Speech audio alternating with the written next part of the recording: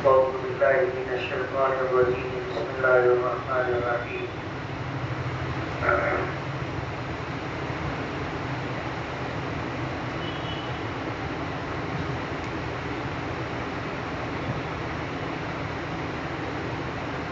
حكما من أهله وحكما من أهلها إن يريد إصلاحا يوفق الله بينهما إن الله كان عليما خبيرا وقال النبي صلى الله عليه وسلم والله في عون العبد ما كان العبد في عون أخيه صدق الله العظيم وصدق رسوله النبي الكريم.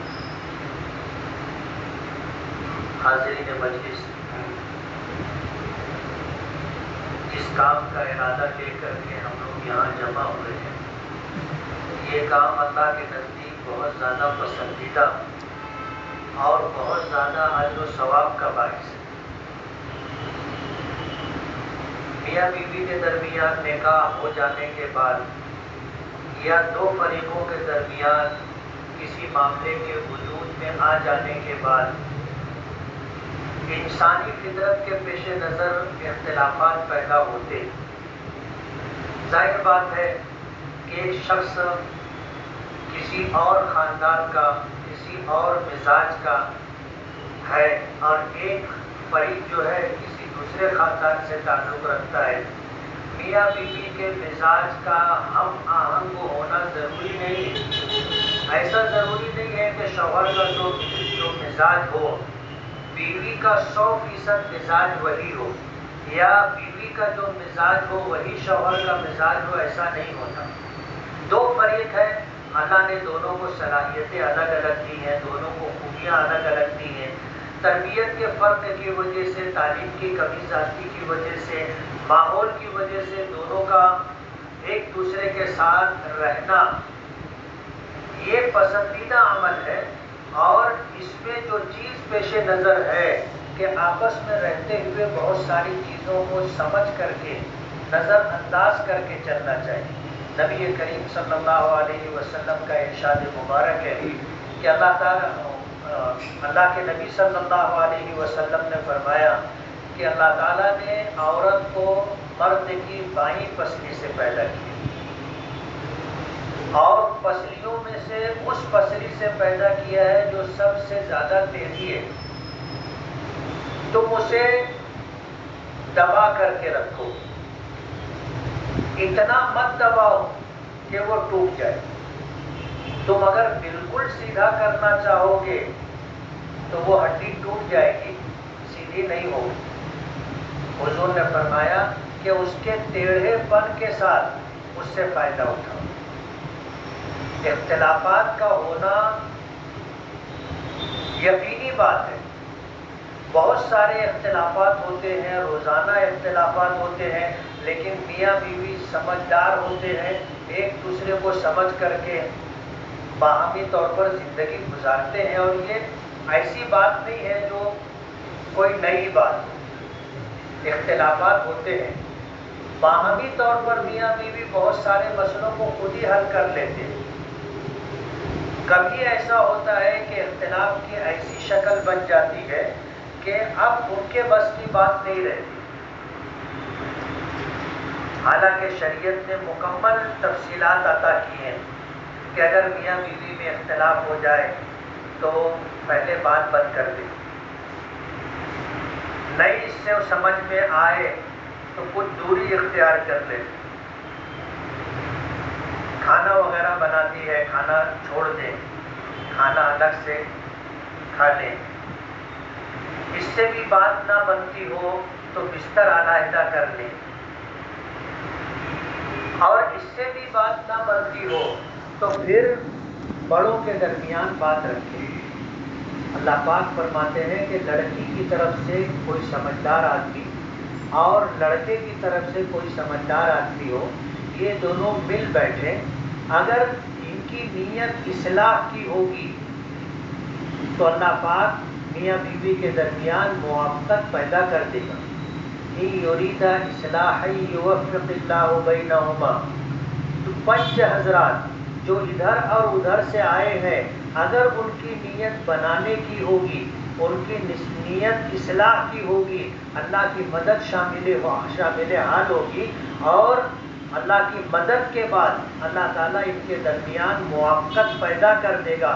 یہ قرآن کریم میں اللہ پاک کا ارشاد ہے۔ اس لیے سب سے پہلی بات تو یہ کہ ہماری نیت اصلاح کی ہونی چاہیے۔ ہم پنچ ہیں، فریق نہیں۔ کیا ہوتا ہے کہ ہر شخص وہ بات کہتا ہے جس بات سے اس کی مظلومیت ثابت ہو، وہ بات نہیں کہتا جس سے اس کا ظالم ہونا ثابت ہوتا ہو۔ اب ظاہر بات ہے، کسی ایک شخص کی بات سنیں گے تو وہ وہی ساری باتیں بتائے گا جن باتوں سے اس کی مظلومیت ثابت ہوگی۔ اسی لیے شریعت کا حکم ہے کہ ایک فریق کی بات سن کر کے فیصلہ کرنا تو بہت دور کی بات ہے، ہمیں کوئی رائے بھی قائم نہیں کرنا چاہیے، ہمیں کوئی رائے بھی قائم نہیں کرنا چاہیے۔ قاضی ابو شریح حضرت علی رضی اللہ تعالیٰ عنہ کے شاگرد تھے، اور اللہ نے زبردست قوت فیصلہ عطا کیا تھا۔ ایک شخص ان کے پاس آیا اور آ کر کے اس نے کہا کہ فلاں شخص نے میری آنکھ پھوڑ دی ہے۔ اب ظاہر بات ہے، کوئی شخص پھوٹی ہوئی آنکھ لے کر کے کسی کے پاس آئے گا تو متاثر ہونا تو فطری بات ہے۔ مجلس میں بات ہو رہی تھی تو قاضی ابو شریح نے کہا کہ تھوڑا سا رکو، جب یہ کہہ رہا ہے کہ ایک شخص نے میری آنکھ پھوڑ دی ہے تو ہو سکتا ہے یہ شخص جس کی ایک آنکھ پھوٹی ہے وہ اس کی دونوں آنکھ پھوڑ کر کے آیا ہو،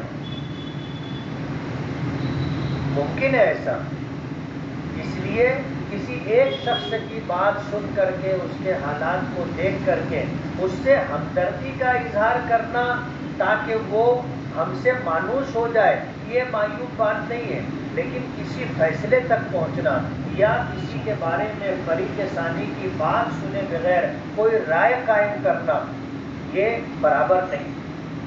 ہمیں دونوں کی بات سننا ہے، دونوں کی بات سننا ہے۔ کچھ باتیں ہمیں فردن سننی پڑے گی، اکیلے اکیلے، اور کچھ باتیں ہم لوگوں کو دونوں کو ساتھ میں لے کر کے سننا پڑے گا۔ آپ جب ساتھ میں بیٹھو گے کسی مسئلے کو لے کر کے تو آپ کو اندازہ ہوگا، جب ایک فریق اکیلا ہوتا ہے تو وہ کیا کہتا ہے، آپ اگر اسے سن لو گے، لکھ لو گے، بعد میں جب دونوں ساتھ میں بیٹھیں گے تو جو کہی ہوئی بات ہے جو ہم لوگوں کے سامنے آئی وہ بات نہیں آتی۔ اس لیے کہ جب آمنا سامنا ہوتا ہے تو اکیلے میں جیسے ہم نے ایک فریق کو پنچ حضرات نے بلا کر کے اس کی بات سن لی تو اکثر ایسا ہوتا ہے کہ بہت ساری بات جس کا حقیقت سے کوئی تعلق نہیں ہوتا، اپنی مظلومیت ثابت کرنے کے لیے وہ لوگ بڑھا چڑھا کر کے بولتے ہیں۔ ہم لوگ ان کی بات سن لیں، لیکن ہم لوگ جب تک دوسرے آدمی کی بات، دوسرے فریق کی بات نہ سن لیں وہاں تک ہم کسی نتیجے تک نہ پہنچیں۔ تو اگر ہماری نیت صلح کرانے کی ہوگی تو اللہ تعالیٰ موافقت پیدا کر دے گا۔ تو نیت ہونی چاہیے، اصلاح کی نیت ہونی چاہیے، اللہ کی رضا کی۔ حدیث پاک میں آتا ہے، نبی کریم صلی اللہ علیہ وسلم نے فرمایا کہ اللہ تعالیٰ اپنے بندے کی اس وقت تک مدد کرتا رہتا ہے جب تک بندہ اپنے بھائی کی مدد کرتا ہے۔ ظاہر بات ہے، جو ہمارے پاس مسئلہ آیا ہے، جن لوگوں سے متعلق ہے، یہ سب ہمارے ایمانی رشتے سے بھائی بہن ہیں، ایمانی رشتے سے بھائی ہے، بہن ہے، اس لیے ان کی مدد کی نیت ہونی چاہیے، اور اگر ان کی مدد کی نیت کے ساتھ ہم بیٹھیں گے اللہ کی مدد ہمارے ساتھ ہوگی۔ حدیث پاک میں آتا ہے کہ بندوں کے دل اللہ کی دو انگلیوں کے درمیان ہوتے ہیں، اللہ پاک جس طرف چاہتے ہیں اس طرف پھیر دیتے ہیں۔ دل کا پھیر دینا اللہ کے لیے کوئی مشکل بات نہیں۔ بسا اوقات ایسا ہوتا ہے کہ الگ الگ لوگوں کی بات سننے کے بعد پنچ حضرات ایسا سمجھتے ہیں کہ اس میں بننے کی کوئی راہ نہیں، یہ معاملہ بن ہی نہیں سکتا، لیکن نیک نیتی کے ساتھ دعا کر کے آدمی بیٹھتا ہے تو اللہ پاک مفاہمت کی راہ پیدا کر دیتے۔ جج نے اپنے واقعات میں لکھا ہے کہ میاں بیوی کا معاملہ اس کے سامنے آیا، آنے کے بعد جو ہے حالات ایسے تھے، دونوں کی طرف سے اتنی شدت تھی کہ یہ تھا کہ اب دونوں میں بدلنے کی کوئی شکل نہیں۔ دونوں کا بیان ہو گیا، بیان ہو جانے کے بعد جج نے میاں بیوی دونوں کو الگ سے بلایا، بلا کر کے دونوں کو ایک ایک کاغذ دیا، قلم دیا، اور یہ کہا کہ ایک دوسرے کے خلاف جتنی شکایتیں تھیں تم نے سب کے سامنے کہہ دی، ایک زمانے تک تم لوگ ساتھ میں رہے ہو، دونوں میں کچھ اچھائیاں بھی تو ہوں گی۔ تو بیوی کو یہ کہا کہ تم نے شوہر کے ساتھ جو زندگی گزاری ہے اس میں شوہر کی کیا کیا خوبی، کیا کیا اچھائی تم نے دیکھی ہے وہ لکھو، اور یہی بات شوہر کو کہی۔ اب ظاہر بات ہے کہ جب انہوں نے لکھنا شروع کیا اور سوچ سوچ کے لکھنا شروع کیا، اللہ نے دل بدل دیا۔ جب غور کرنے لگے تو دونوں کو یہ احساس ہو گیا کہ یار ایک بات کی وجہ سے میں معاملہ یہاں تک لے کر کے آ گیا، اس ایک بات کے علاوہ تو اس کے اندر دسیوں اچھائیاں ہیں، دسیوں خوبیاں ہیں، اور آدمی اس کو نظر انداز کر کے یا بھول کر کے بات کر رہا تھا، لیکن جب سوچ سوچ کے لکھنے لگا تو لکھنے کے بعد دونوں کے دل میں اللہ نے یہ بات ڈال دی کہ ہم جس بات کو لے کر کے آج علیحدگی اختیار کرنے کی موڑ تک آ گئے ہیں، یہ تو ایک بات ہے، جبکہ دسیوں باتیں ایسی ہیں جو ساتھ میں رہ کر کے ہم لوگ جو ہے زندگی گزار سکتے ہیں ان بنیادوں پر۔ اسی لیے آتا ہے کہ دو مسلمانوں کے درمیان صلح کرانے کے لیے اگر ہمیں جھوٹ بھی بولنا پڑے تو شریعت نے اجازت دی۔ اللہ کے رسول صلی اللہ علیہ وسلم نے فرمایا کہ صلح کرانے کے لیے اگر تم کو کچھ جھوٹ بھی بولنا پڑے تو اجازت ہے، اور جگہوں پر اجازت نہیں ہے۔ یہ پنچ حضرات کے لیے اور میاں بیوی کے لیے بھی یہی حکم ہے کہ اگر بیوی پوچھے تم کو کتنی محبت ہے، آدمی جھوٹ بول سکتا ہے، آدمی جھوٹ بول سکتا ہے کہ مجھ کو بہت محبت ہے، تم اندازہ نہیں کر سکتے۔ یہی بات بیوی بھی بولے، اصل میں محبت اور تعلق یہ اظہار چاہتا ہے۔ اللہ کے رسول صلی اللہ علیہ وسلم نے فرمایا کہ جب کسی سے آپ کو محبت ہو جائے تو اس کو ظاہر کرو، بولو کہ یار مجھے آپ سے محبت ہے، آپ سے تعلق ہے۔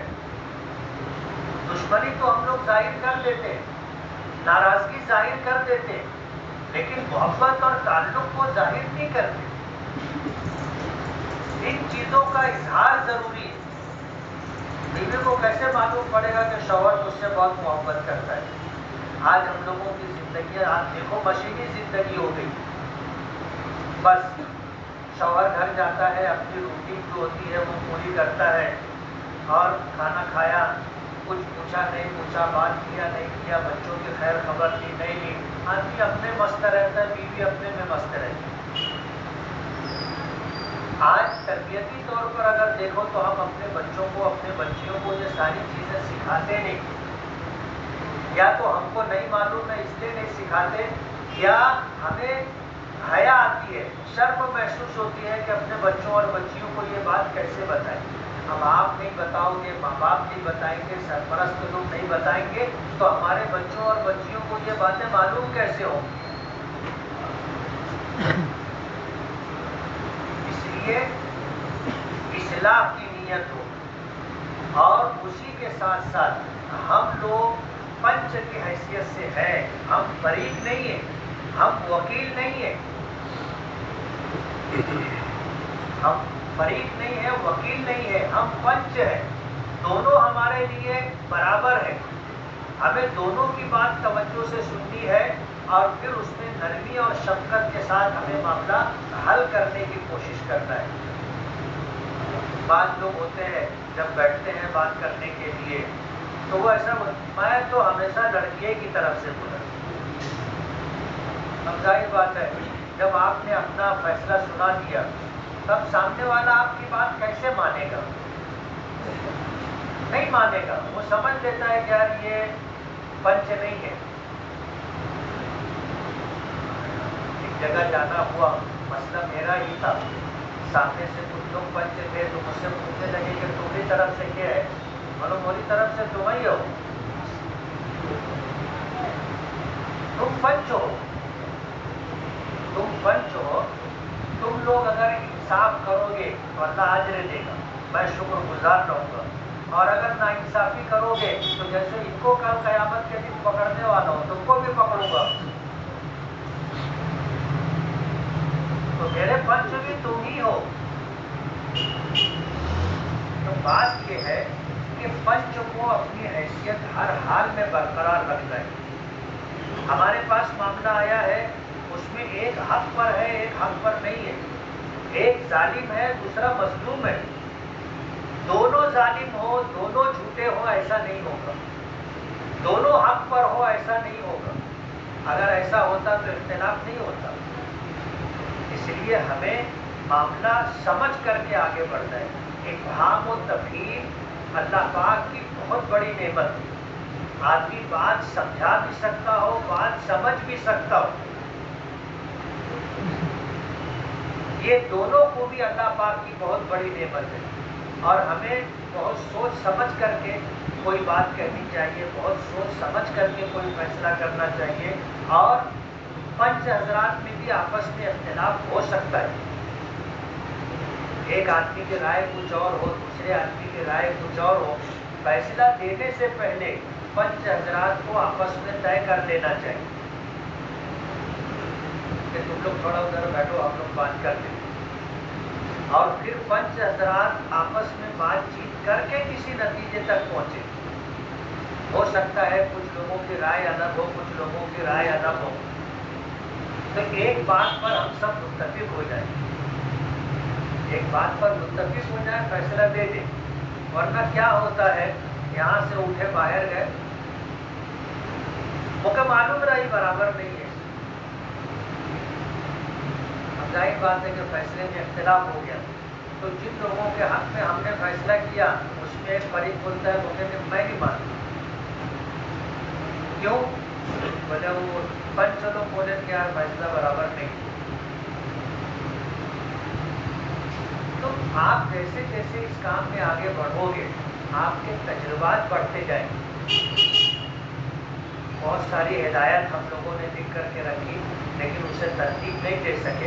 انشاءاللہ اس کو ترتیب دے کر کے تحریری شکل میں آپ کو پنچ حضرات کی کیا ذمہ داریاں ہیں اور پنچ حضرات کو کس طرح معاملات کو سمجھ کر کے فیصلہ دینا ہے وہ انشاءاللہ ہم لوگ جو ہے کمپیوٹرائز کر کے آپ لوگوں کو دیں گے. آخری بات جو مجھے کہنی ہے وہ یہ کہ یہ بہت اونچا عمل ہے، بہت اونچا عمل ہے. اللہ کی رضا کے لیے آپ لوگ اپنا وقت دے رہے ہیں، صلاحیت صرف کر رہے ہیں.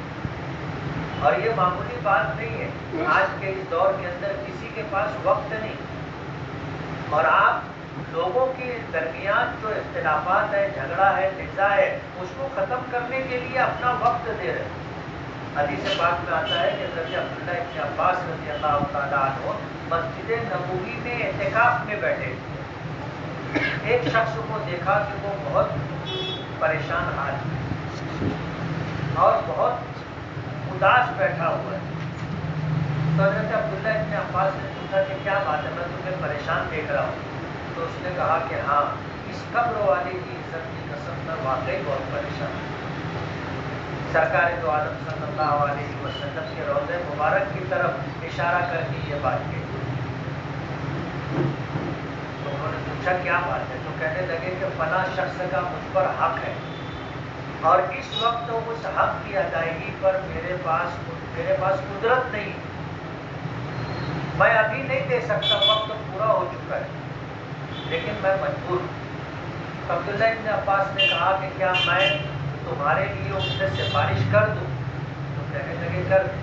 عبداللہ ابن عباس مجھے اپنا جوتا اٹھایا، مسجد سے نکلنے لگے تو اس شخص نے یاد دلایا کہ حضرت آپ کا اعتکاف ہے. تو کہنے لگے رک گئے اور روضہ مبارک کی طرف اشارہ کر کے فرمایا کہ ایک مرتبہ نہیں، دو مرتبہ نہیں، 3 مرتبہ سے زائد میں نے یہ بات سنی ہے ایک مسلمان اپنے مسلمان بھائی کی حاجت روائی کے لیے اگر چلتا پھرتا ہے تو اللہ پاک اسے 10 سال کے اعتکاف کا ثواب دیتے ہیں. کتنے سال کا؟ 10 سال کے اعتکاف کا ثواب دیتے ہیں. اور ایک دن کے اعتکاف کی یہ فضیلت ہے کہ اللہ تعالیٰ اس کے اور جہنم کے درمیان 3 ایسی خندقیں حائل کر دیتے ہیں جن کی چوڑائی آسمان و زمین کے درمیان جو چوڑائی ہے اس سے زیادہ ہے. اور اللہ تعالیٰ 10 سال کے اعتکاف کا ثواب دیتے ہیں. کرنے والی ذات اللہ کی ہے. آپ کے ہمارے بس میں کتنا ہے؟ کوشش کرنا ہے، سننا ہے، سمجھنا ہے، سمجھانے کی کوشش کرنا ہے، بنانے کی کوشش کرنا ہے. بنانے والا کون ہے؟ اللہ ہے. ہم تو اپنی بس بھر کوشش کریں گے بس، اور ہم اس کے ہی مکلف ہیں. ہم اس کے ہی مکلف ہیں کہ ہم جتنا کر سکتے ہو اتنا کریں. ہم نے جو کوشش کی ہے، معاملہ نہیں بھی بنا تو ہمارا اجر پکا ہے. معاملہ نہیں بھی بنا تو ہمارا اجر پکا ہے. اور یہ بات اگر آپ کے ذہن میں رہے گی تو آپ دوبارہ بھی ان کو سمجھانے کی کوشش کرو گے. نہیں سمجھے، تیسری مرتبہ، چوتھی مرتبہ بار بار سمجھانے کی کوشش کرو گے. کیوں؟ اپنا اجر پکا ہے. اس لیے یہ معمولی کام نہیں ہے. اللہ کا بے پناہ احسان ہے ہمارے شہر پر کہ ہمارے شہر میں کام کرنے والے لوگ ہیں. ہندو سماج کے اندر یہ بات بہت کم ہے، اور دوسرے شہروں میں چلے جاؤ گے وہاں بھی یہ معاملات بہت کم ہے. لیکن ہمارے شہر میں ہمارے اکابرین اور بزرگوں نے ماضی میں اپنے طور پر یہ کام کیا. سرداری چلتی تھی، محلے میں سردار ہوتے تھے اور ان کی بات سب کو ماننا پڑتا تھا. اور اگر نہیں مانے تو شادی اور میت میں ان کو دال آٹے کا بھاؤ معلوم ہو جاتا ہے. اب زمانہ بدلتا ہے، گزرتا ہے، آگے بڑھتا ہے، حالات بدلتے ہیں، طور طریقہ بدل جاتا ہے. تو آج کے اس زمانے میں کام کرنے کا جو طور طریقہ ہے شریعت کی طرف سے ہدایات موجود ہے، وہ انشاءاللہ آپ کو دے دی جائے گی. ہمیں مایوس نہیں ہونا ہے، مایوس نہیں ہونا ہے. آپ یہ بات ذہن میں رکھیں کہ ہم جو یہ کام کر رہے ہیں اللہ کی رضا کے لیے کر رہے ہیں. ہم یہ جو کام کر رہے ہیں اس پر اللہ پاک کی طرف سے بہت اجر ہے. اور ہم جو یہ کام کر رہے ہیں بنانے کے لیے کر رہے ہیں. اللہ کی مدد ہمارے ساتھ ہوگی. اور جیسے جیسے آپ آگے بڑھو گے تجربہ بڑھتا چلا جائے گا، تجربہ بڑھتا چلا جائے گا. جو معاملہ لوگوں سے حل نہیں ہوگا آپ ایسے چٹکیوں میں حل کریں. کوئی ناممکن کام نہیں ہے، آسان کام. غیر مسلموں میں بھی میرا بارہا جانا ہوا میاں بیوی کے درمیان مسئلے کو حل کرنے کے لیے. اللہ نے موقع دیا ہے، میں گیا ہوں، بات چیت کیا ہوں، مسئلے حل ہوئے. آپ کی معلومات کے لیے بتا دوں کہ ہمارے مالیگاؤں میں پاٹل کمیشن آیا تھا.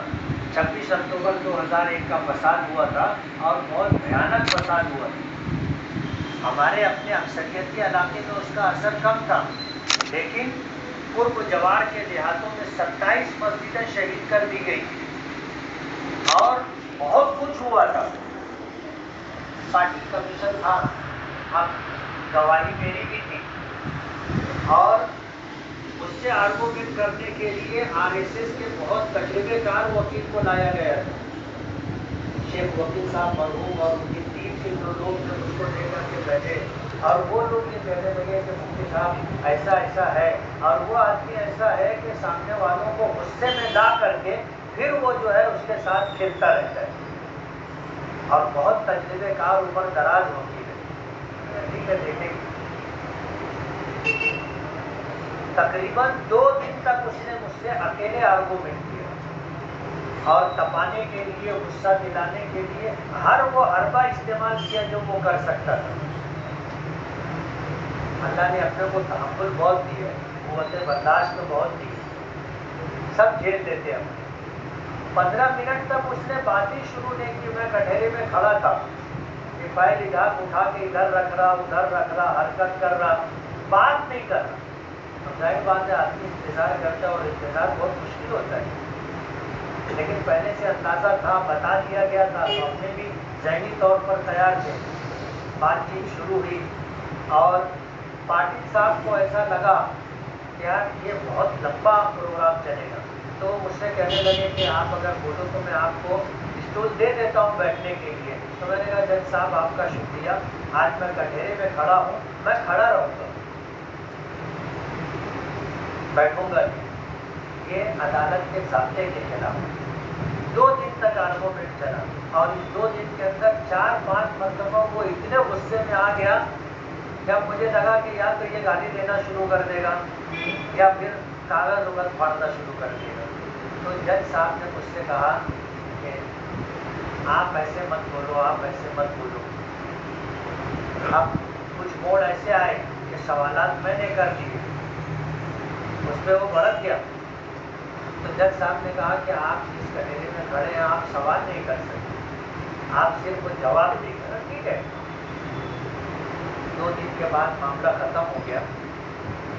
ہو جانے کے بعد پاٹل صاحب مجھ سے پوچھنے لگے آپ کتنے ایسے کمیشن میں بیان دے چکے.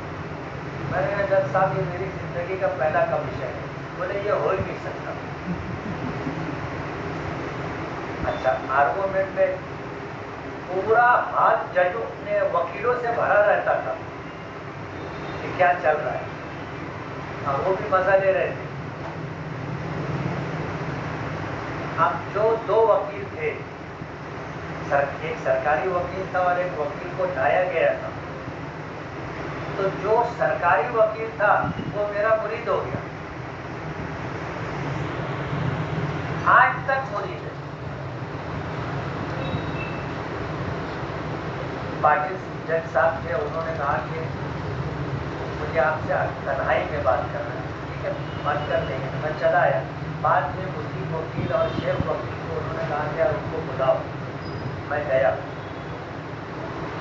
ریسٹ ہاؤس پر ملاقات ہوئی. تو وہ کہنے لگے کہ آپ کا ایسا کہنا ہے کہ آپ پہلے کمیشن میں. میں نے کہا صحیح بات ہے. پھر جس طرح آپ نے بات کی ہے سمجھ میں نہیں آتا. ان سے میں نے بتایا کہ میں اپنے مذہبی دھارمک کورٹ کا جج ہوں. انہیں آپ بھی برابر ہے. اس کے بعد انہوں نے جو بات کہی جو میں آپ کو بتانا چاہتا ہوں, وہ کہنے لگے کہ میرے بیٹی اور داماد میں بہت زیادہ اختلاف ہے اور میں اس کو لے کر کے بہت پریشان ہوں. آپ میری کچھ مدد کر سکتے ہیں؟ بالکل کریں گے. میں نے کہا دونوں کو آپ مالیگاؤں بلا دیں. دونوں کو مالیگاؤں انہوں نے بلوا دیا. ریسٹ ہاؤس پر پہلے دونوں سے میں نے الگ الگ بات کی اور اس کے بعد ان کو لے کر کے بیٹھ کر کے جو مسٹیک تھی, ناراضگی کی جو وجہ بنتی تھی, ان چیزوں کو سمجھ کر کے دونوں کو سمجھا دیا. دونوں آرام سے زندگی گزار رہے. جب تک وہ پارٹی جج تھے وقتاً فوقتاً شکریہ کے لیے ان کا فون آتا. تو ہم لوگ جب نیک نیتی کے ساتھ اللہ کی رضا کے لیے بنانے کے لیے بیٹھیں گے, اللہ کی مدد رہے گی اور کام ہوگا, تجربہ بڑھتا رہے گا. آخری بات جو مجھے کہنی ہے وہ یہ کہ بسا اوقات بننا ناممکن ہو جاتا ہے, نبھا کی کوئی شکل نہیں ہوتی. پنچ حضرات میں سے بہت سارے لوگ ایسا بولتے ہیں یار ہم لوگ بنائے کا کام کر رہے تھے, بگاڑے کا کام نہیں کر رہے,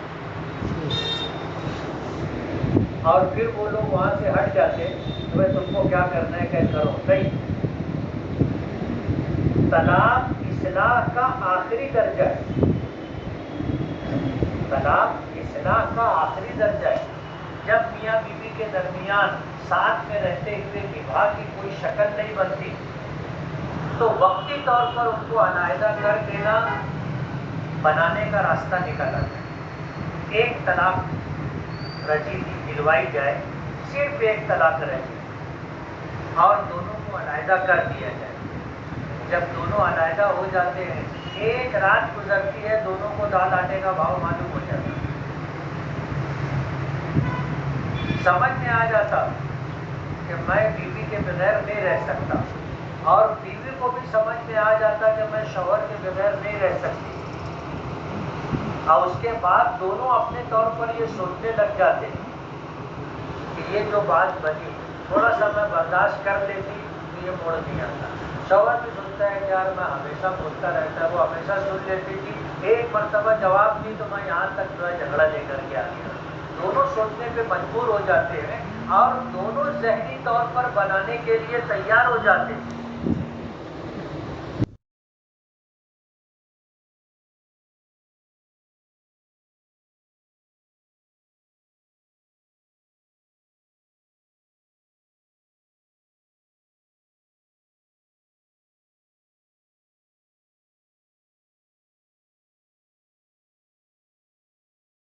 لوگ آئے گئے، بنانے کی کوشش کیے، لیکن لڑکی کے باپ لڑکی کے بھائی لوگ بہت طیش میں تھے،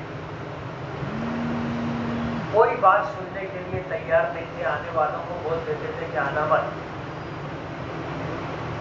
دھیرے دھیرے معاملہ گزرتا رہا، لوگوں نے جانا بند کر دیا۔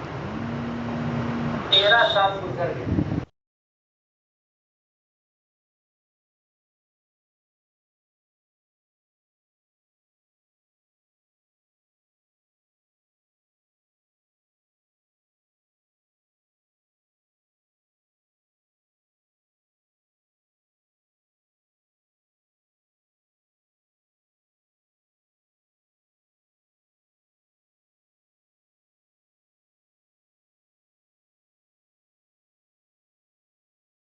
سمجھ میں آ جاتا ہے کہ یہ غلط ہوا، تو باپ بھی بول دیا، بھائی لوگ بھی بول دیے، بھائی لوگ بولے یار وہی سے بتیا لو، ہم لوگ کا کچھ بولتا نہیں۔ جب میں اس لڑکی سے بات کیا تو وہ یہ بولنے لگی مفتی صاحب تم سے 13 سال پہلے آئے گا،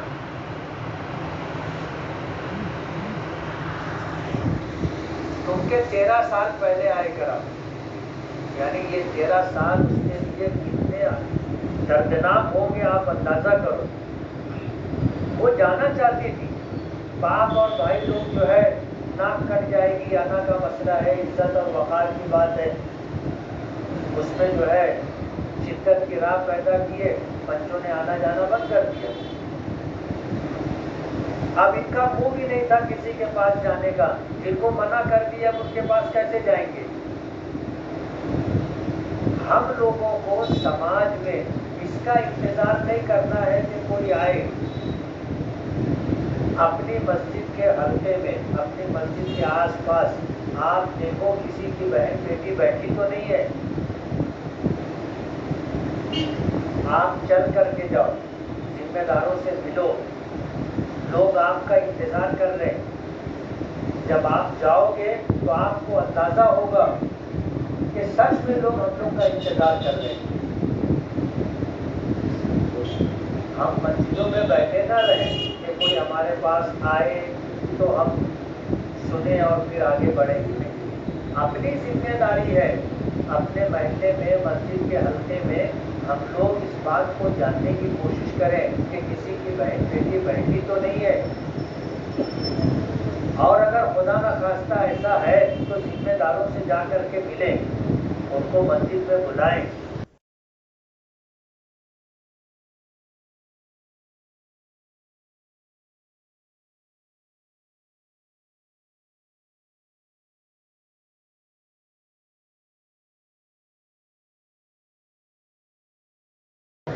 بوجھ سمجھ کر کے نہ کریں، یہ بہت بڑی نیکی ہے اور اللہ کو یہ عمل بہت پسند ہے۔